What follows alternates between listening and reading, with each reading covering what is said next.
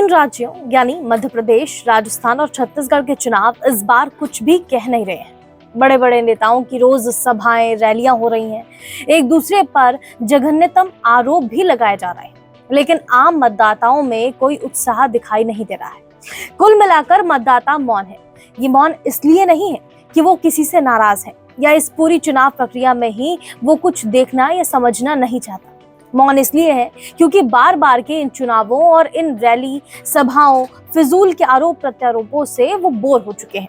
उसका कोई इंटरेस्ट नहीं रह गया है। रुचि भी इसलिए खत्म नहीं हुई है कि उसका चुनाव जैसी प्रक्रिया से मन उब चुका है, बल्कि इसलिए कि सरकार किसी भी दल की रहे, वो काम एक जैसा ही करती है। सरकारें आजकल भले ही अलग अलग दल की हों, लेकिन उनका स्वभाव एक जैसा ही होता है। वही झूठे वादे, हवाई घोषणाएं और इनके लिए फंड जुटाने की खातिर पिछले दरवाजे से जनता पर हिडन टैक्स ला देना। आखिर किसी सरकार के रहने या किसी के चले जाने से अब आम आदमी को कोई फर्क नहीं पड़ता है। ये स्थिति लोकतंत्र के लिए बड़ी खतरनाक है और इसे पैदा किया है हमारे राजनीतिक दलों। वो चेहरा भर बदलते हैं, कर्म कर्तव्य के मामले में उनमें कोई फर्क नजर नहीं आता। अगर आम लोग चाहें भी तो अपनी रुचि के थैले को आखिर कब तक संभाल कर रखें।